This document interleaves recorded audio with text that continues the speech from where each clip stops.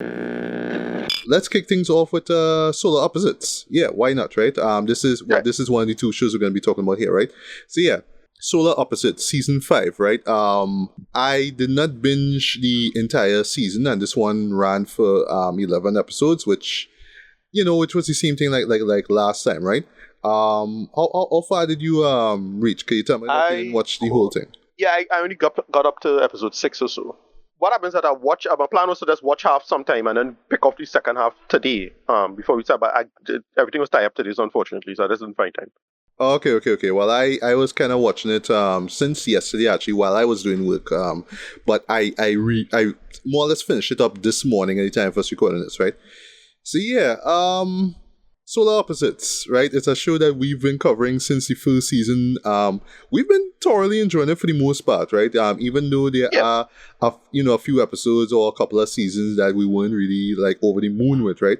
But for me, I've been enjoying this, and I felt like with the fourth season in particular, this is where they really like embrace the whole their whole style of humor, right? Just very crass, just all up in your face with the humor and all that kind of stuff, but very clever as well too, especially with these rapid fire references to TV shows and movies and sci-fi conceits as well. It has always done this reasonably well. Like this season, I'll get to a point that's just straight up like a reference to Starship Troopers, for example, like shots.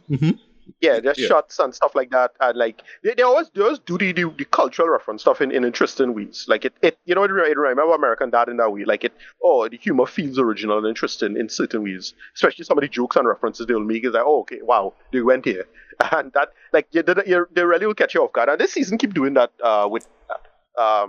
What I've read so far has done that.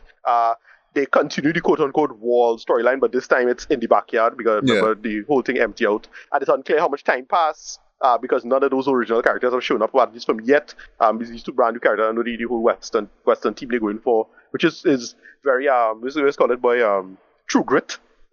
Yeah, right. So that again from it, but they make a bunch of like so far it's going really well for me. As I say, I've only seen up to episode 6 or so.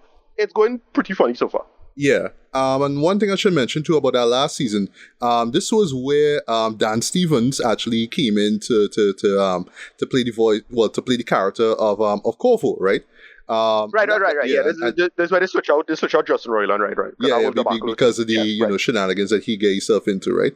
So yeah, Trapper from this show that we saw just the other day, Godzilla X Kong, right? Yeah, I mean he's Corvo, right? But everybody else is pretty much the same, right? And just how they justify the change of voice, that all I'll say was just hilarious. It was so it was clever. I just love how they did that very simple to the point, move on, right? And it worked, right? But yeah, this season is I would say just jumping into my review here is just still solid business throughout, man.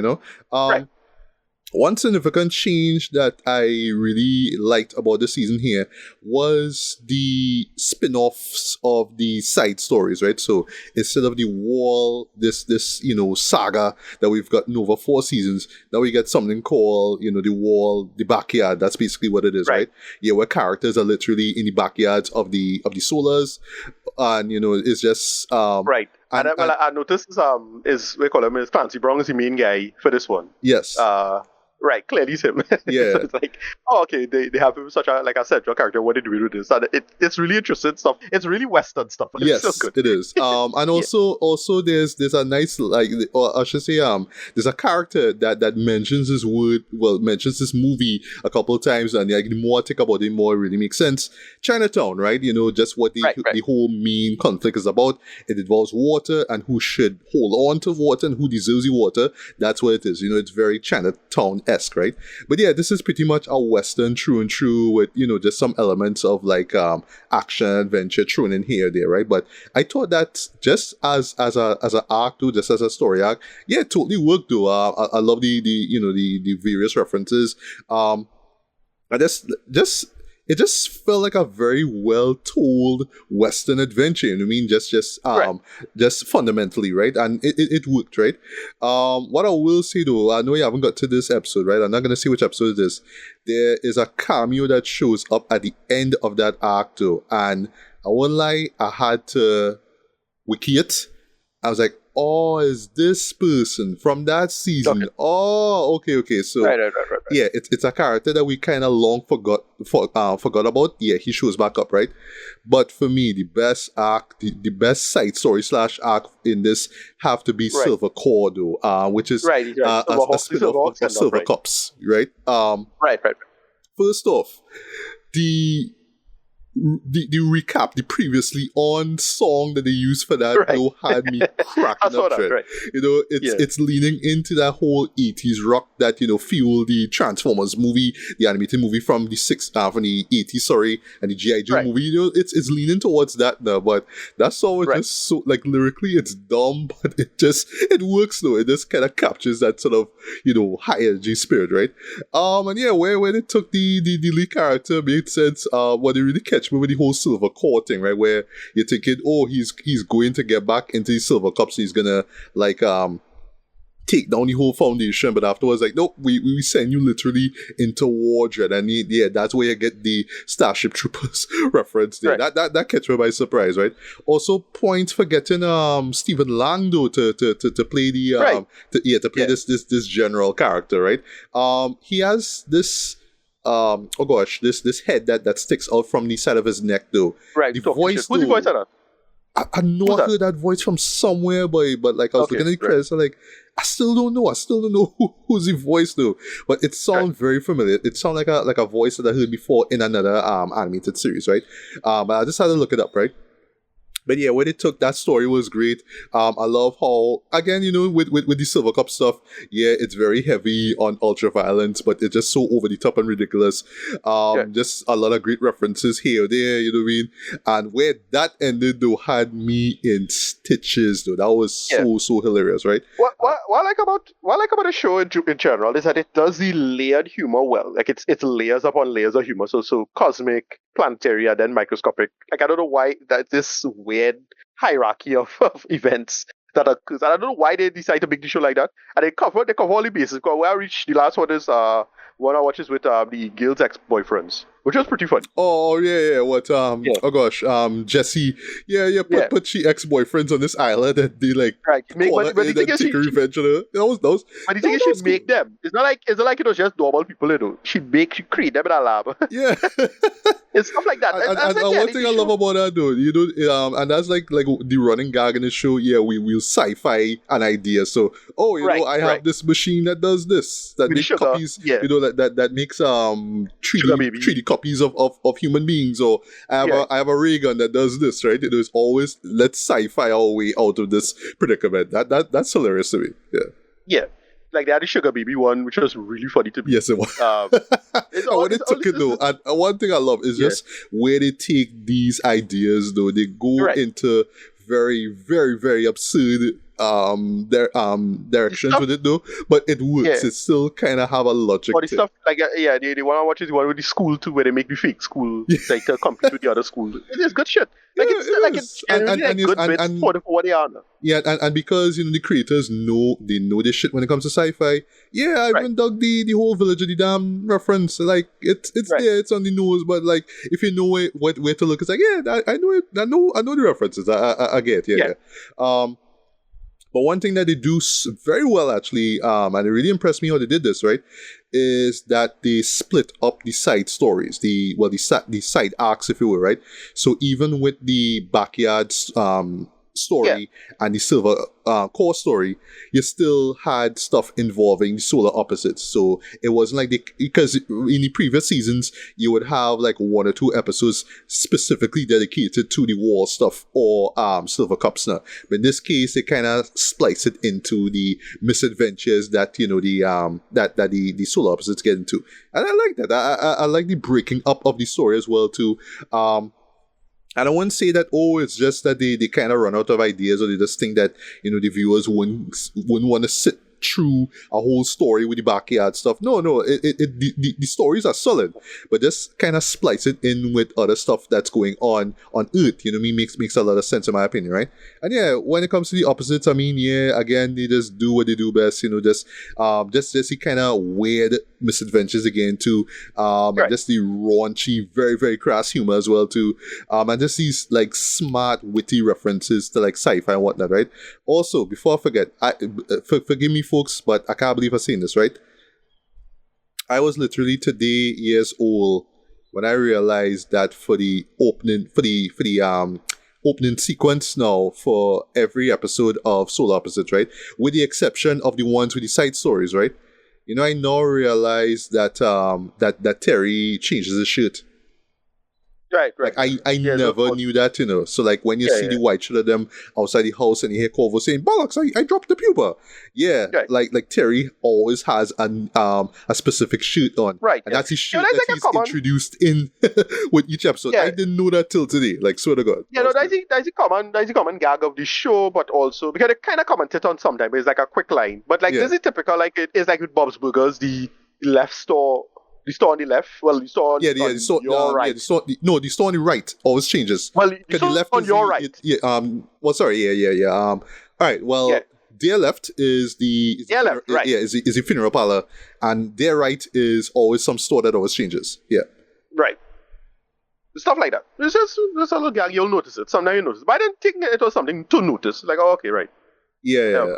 But I don't know. It just sort of stuck out. Like I just like now realize that, right?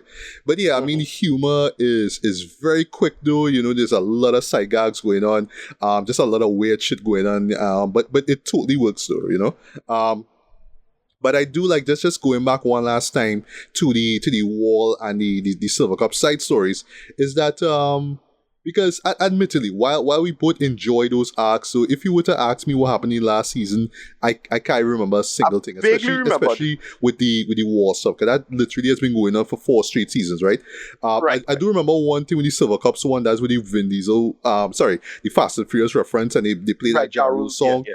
That had me going nuts. I love that, and they actually brought they actually kind of reference that in a sense in this season as well too, right? But yeah, I do applaud the creators of the show for saying, here's what, instead of just stretching things out way too long, let me just kind of do a kind of spin-off, kind of soft reboot, if you will, you know what I mean, kind of thing, you know, like that. So we not spinning our wheels, right? But yeah, really at the end of the day, it's about the opposites, right? It's about the solars, whatever it is, right? The schloppians. And yeah, just the insanity that they get into, right? I'll close this, right? There's a nice little stinger for season 6, which I thought worked, right? For one thing, I did think that the 11th episode, I'd say the final episode, was going to be about that character, but they're saying, nah, let me just save this character for the next season. I appreciate that, and it actually kind of opens up the possibility of what we'll see next, right? But yeah, at the end of the day, yet another solid season of Solar Opposites. I can't be mad at this. I really think that the show has grown into its own identity, kind of straying away, you know, kind of moving away from the shadow of Rick and Morty. I mean, just mainly because of Justin Roiland not being on the show as one of the cast members, right? I mean, you know? it remember it's like what early Family Guy was. Early American Dad. American Dad like took a while to get good, and then when it got good, it got really good. It's like that, and it's only until like about season 8 or 9. But it made a lot of great like Disney meta jokes because everything was setting up. They made a lot of great tools. So it's like, oh, will Hulu exist? Blah blah blah. They have a lot of stuff. Or we had to change the name of this because you know we had to stick within Hulu's guidelines, all that kind of stuff. I love when they did that. Yeah, the occasional censorships. Like it have one really funny bit with is that a camera? That's funny. Yes, like stuff like I know what you're talking about. I like stuff like that. That stuff is funny to me. Meta stuff. If you do a meta gag like that, it's catch me off guard. It's almost always funny to stuff like that. So indeed, right? So and I'll close this now. So I'm not gonna like go out of my way and say, oh, you know, this is like the best season ever, because I mean, not all the seasons are perfect. So yes, there will be a season that we didn't really enjoy as much as the other, but that's not to say that the show has not been consistent with the humor, with the references, and just the quality of the storytelling and the animation and the voice acting, right? I mean, all 3 of which are still on point, right? So I'm not going to say that this is the best season that we've gotten so far, but yeah, this is a thoroughly entertaining season nonetheless, and I can't wait to see what we get in season 6. I don't see this show stopping anytime soon, but I know it's under Fox now, so I hope now, just hoping that even though it'd be kind of interesting on paper to see it play out, but I don't think they'll have the energy, quote unquote, to do it. Yeah, to see it run for like past 10 seasons, like a Bob's Burgers or American Dad, or God forbid, like a Family Guy. I don't see it go in the Simpsons route, right? I think it'll just probably go for like a few more seasons and then just sort of wrap up and then move on. Then the people behind the scenes just sort of move on with their lives, right? But for now, yeah, this is still an excellent run of the show so far, man, and I really can't wait to see what we get next, right? So, Ricardo, before we move on, just your thoughts on what you've seen so far with season 4.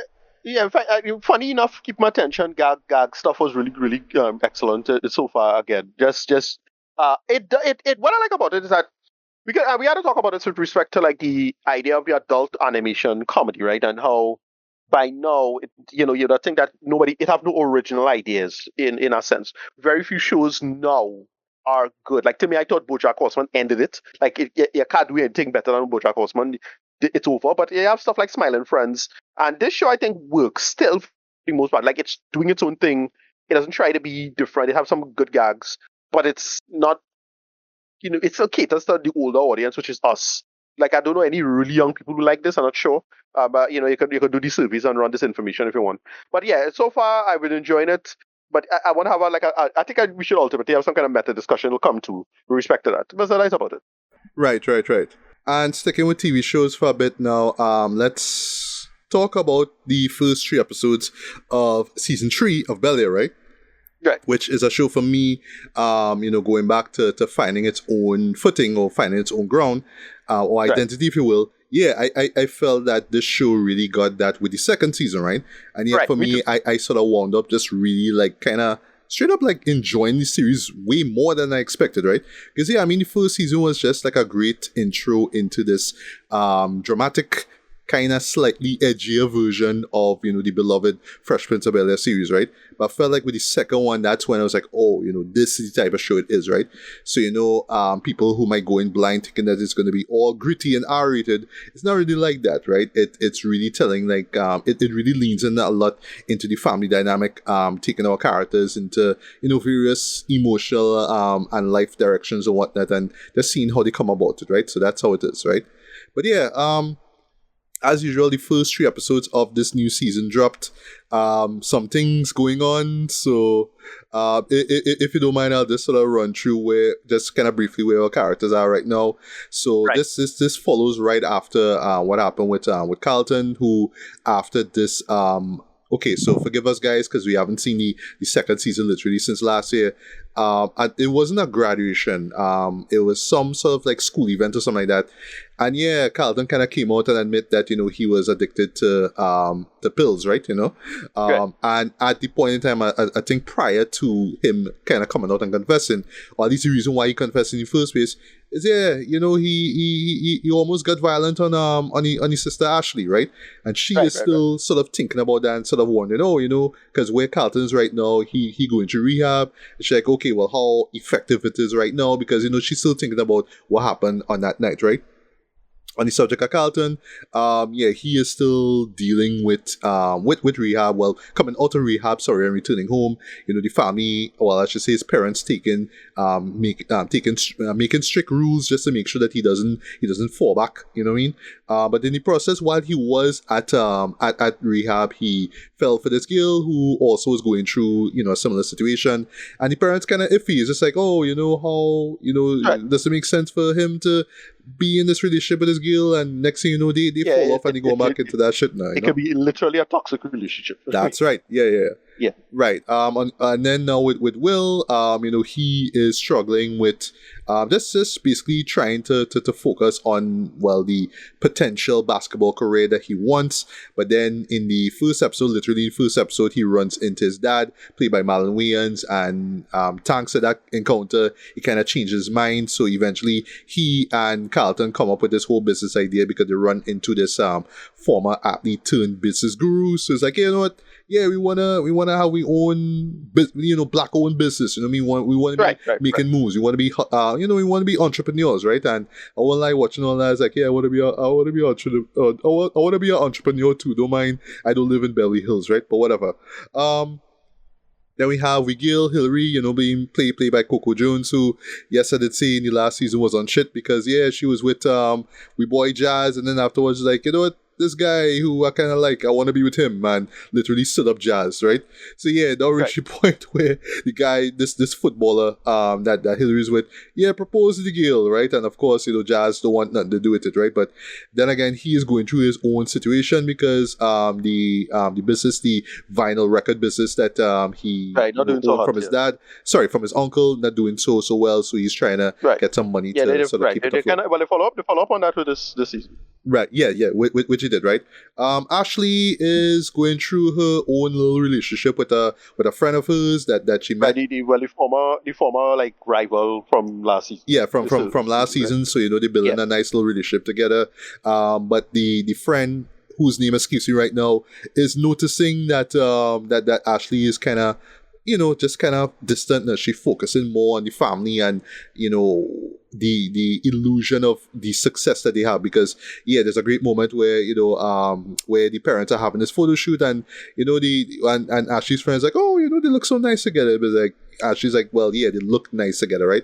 And then you eventually see how that plays, all right? So I'll close this. Last but not least, actually two more things, right? So we have, of course, Philip and Vivian, still keeping the marriage strong and whatnot.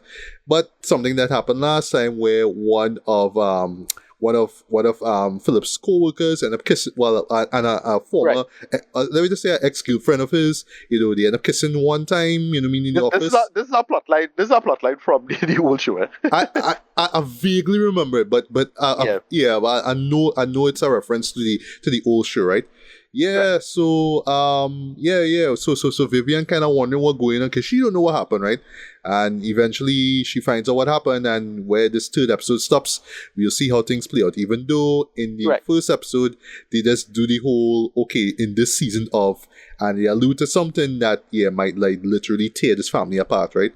And last but not least, speaking of family, we had to talk about we boy Jeffrey. Jeffrey, right? Most interesting story. Yeah, so in the second it was interesting last time, but this time it was great. Like it implemented it real good. Yeah. So in this season, last season, we learned a bit more of his past and whatnot, and he had a son, but because of the shady people he was working with, they got separated, right? But in the end of the last season, they more or less, he found his son and more or less brought him into the States, sorry, right? So now, Jeffrey trying to make sure his son okay, but then you realize, the son on some shit. Yeah, I guess you're. And again, himself into some shadiness of his own. They had and he was up there. They had a guest star. Who's a great guest star? I forget, it's an old comedian. I was trying to remember. It's slipping my mind who it was. I only watch it when it now comes out. So I forget. What scene? On the party. He was in the party in the third episode. I think. What's that man named by black comedian? Oh, in what scene? Remind me what scene again? Sorry. Is he just the fellow shouting about? But he playing himself. What's that man name? Oh, okay. Like, all right. Well, I don't remember it right now, but I feel like I need to check it back, right? Yeah, but a lot of it is just kind of just black. Usually with the nature of the shows is black bougie money, like expressing itself. This season feels most like kind of the parody everybody is guffing the show on for these first two seasons. Like I enjoyed the first season. This season, that one scene I had me cracking up is this Jeffrey with the punching bag. Like, what's going on here? Wait, that had you cracking up? Yeah, that had me cracking up, boys. Like, what's all of this? I know they had Jeffrey as a road man, but come on, this is hilarious. Now, as you see that, right? There's one subplot though that I was thinking about it, right? And I was enjoying it, right? But I was telling myself, I would have wished they did something like this in the original show, right? But because of how grandiose it is by the standards that the old show had, I make the joke and say I would have seen something like this happening in Family Matters, though. That's the whole street race thing, right? I'm not gonna say how that starts up. I find that scene was dumb. Yeah, but it really did feel like like when it comes to the TV show itself, right? They always have like these is a sitcom, right? There's a situation that goes on with the main characters, and they have to resolve it, and then it ends, right? That one feels like, oh, if it was like part of like if it was an episode of that show that was just about street racing or whatever, that would have been that episode. That's how it felt. I don't like the episode. The whole street race thing was just kind of dumb. Sorry, I think it was kind of dumb. The whole thing didn't work and didn't make a lick of sense to me, to be honest. Like, look, it was spoiled to me with the teaser that came out for season 3 anyway, so I kind of knew that it was coming up. I just didn't know it was going to come up in that instance. I didn't mind it personally, but yeah, alright. So for me, on the one hand, it feels like it didn't fit. Like it would not have fit in the original show. Like it felt like something out of like say Family Matters, where they kind of do some kind of weird conceit out of the blue, like have like when Steve Urkel do the whole Bruce Lee thing, he had to fight a whole bunch of bullies, but that have nothing to do with the show itself, but it's just there. It kind of feels like one of those moments, but at the same time, because of the sort of gritty-ish feel of the show itself, it kind of fit in a sense. But I can understand where you're coming from, where it's like it sort of felt out of place, Yeah. What else, boy? Yeah, so I think, as usual, I think Ashley's underwritten, but like, again, it's kind of the nature of the character, unfortunately. Like, she kind of stuck because the character's so young. I'm not sure what the writers could really do to make her interesting, because nothing interesting was going on, which she's sorry to say. It should be on paper, but it's not. Like, it's just not working. And falling flat. I don't know if it's the actors or what going on did that.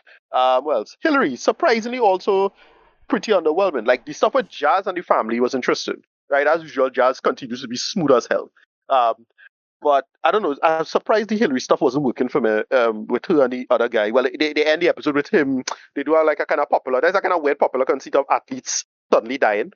They play into that because like you get some kind of a heart attack or something like that at the end of one of the episodes. So that potentially interesting. Maybe I'm not sure where they're going with that. But yeah, I enjoying it so far. I'm not loving it, but enjoying it so far. It's funny enough. It's digging enough of it for it to say, okay, this could be interesting and entertaining. I really want to see where they're going to go next. But it started the honeymoon period really over now, and it started to kind of somewhat feeding kind of silly at certain points, in my humble opinion, of the drama, the over drama kind of Nigerian soap opera stuff. You get it into it. That at least I saw a feeling about it now. So that's me there. But yeah.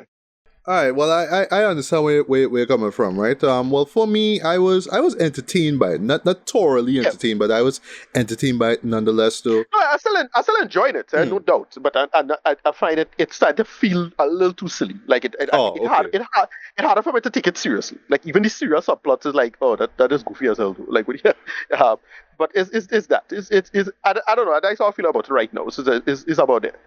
All right. Well, for now, it is the first 3 episodes, right? So it'll be unfair of us and kind of impossible for us to kind of judge the whole thing off of what we saw here so far, right? But yeah, from what I've seen here, it's solid so far, right? I'm not like blown away by it at the moment, but I am enjoying it for what it is, right? Yes, I do admit that some characters will really get any time to really shine. Yes, Ashley, yes, in particular. Again, I just really feel like it just had to do with her age. Like I feel that that's like always a drawback. That's the problem. It's hard to do a story like that without it coming across as inappropriate. Yeah, exactly. The problem is with the character, with what they did last season. I felt they should have chased that arc down better, which is with the girl, with the book stuff now. And well, I felt they could have. I hope that's where they go with it to make this at least somewhat interesting. Like clearly they might get into the relationship stuff. They're probably more than likely going to do that. But that I feel because of her age could be a problem. But the issue is what I would like to see is if they do the stuff with her. Well, what the quote unquote the old Ashley, the teacher was giving her, right? The books, right? And that they could do more interestingly and then get into that discourse about race. I don't know where the story going, but they might be able to do it. But that to me would be the genuinely more interesting space to carry that. But that's me writing the show, right? So is that. But yeah. And I also wanted to, well, actually for me, I hope they don't really do this, lean too much into the whole soap opera genre. Because, when it comes to Hillary's acts and to an extent, Will and Carlton's acts, kind of feeling soap opera-ish, right?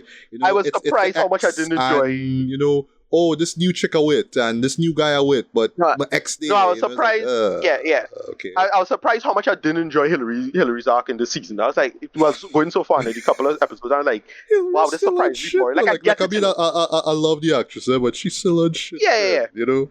Yeah, but I can really like get super invested in it because like, oh well, it is clearly playing towards this thing, and it really felt predictable, especially with what happened with Jazz. But the stuff with Jazz and the rest of the family, when Uncle Phil talked to him, it's like, oh, that's interesting. Like Yes. especially with the money and Yep. well, oh, because he clearly like is Ashley and when they went to the place and they see the bills piling up, all of them little things. That to me was more interesting than just the straight soap opera stuff. I don't know. Yeah. I know they're trying to make it as messy as possible, but you know what? It started to fall into the trap of. It started to feel like soul food. Oh, That is what I'm worried about. a series which I never really vibe with, to be honest. So because Yes, I don't know. soul food. The first few seasons was, in my humble opinion, at the time. I'm sure I could go back and say that this shit don't hold up at all. But at the time, I thought soul food was like actually interesting and had solid writing. And then that final season, holy shit, they just totally went full pressure so that nonsense. Oh boy. When we call trauma, I call it trauma gumbo, which is Right. this and this happened, and then this happened, and all of this happened all at the same time, and I'm going to jail, and I have AIDS, and I said, and it's like, bro, what other time you could balance this better? Terrible, and I really really hope the show though like overcompensate and say, oh well, it's too boring, we need to spice it up in this clumsy way. Take your time, build the characterization properly. I really hope they do that because it's getting that vibe, right? And ironically, the person who I'm most interested in because it's actually an interesting beat, which is Jeffrey, that can slip into that too. Because Jeffrey and his son is interesting dynamic. That is genuinely interesting stuff. I really want to get there. But again, that's me writing the show. I'm some nobody on the internet. It don't matter. But I just want to see what they're going to do with it as it is. So far it's going okay, but I was surprised how much I really thought I would have been enjoying, Hillary's arc. No, I was just not. I was just like, oh, this is real boring, dread. And not working for me at all. But the Jazz stuff without Hillary is pretty good. But the thing is, they tie into Hillary, so they still, I don't know, they're trying to bounce it around now. So Yeah.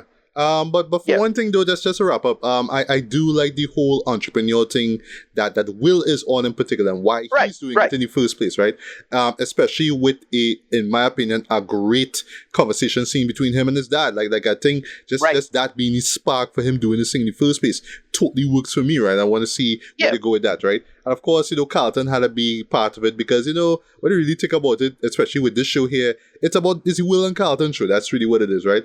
But it's curious to see how they're going to play the whole, rehab thing. That's what I'm curious about. Yeah, no, the dynamic with the two of them was, like, in the old show, it was good. Like, when they had the just episodes with Will and Carlton, although just going some misadventures or something, and it was still good, and I'm glad they kept that. The two of them, and the two actors really bounce off each other really well. Like, back in the days when Will and Alfonso did their thing, they were great, but now I find they are actually one of the stronger pairs of actors bouncing off each other, and I'm happy that they lean on that strength. Yeah, because it does work. I think it mostly works. Right, and one more thing, right? There are a couple of blink and you miss it moments to Will Smith himself that I really appreciate. Right. So I'll throw them out. So they technically little minor spoilers. So there's one in reference to the infamous line that you say at the Oscars, and there's one in reference to a franchise that he is still a part of. That's all I'll say. I heard it okay, I see what you're doing there. I see what you're doing there. I saw that. I saw that. yeah.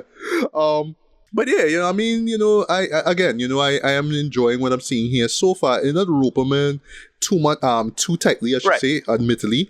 But I'm curious to see what we get with the next 7 episodes, right? And then once that season is done, then we'll just do a full review of that, and then we could rate it, right? So like Solar Opposites, I don't really need to give a rating for these 3 episodes so far.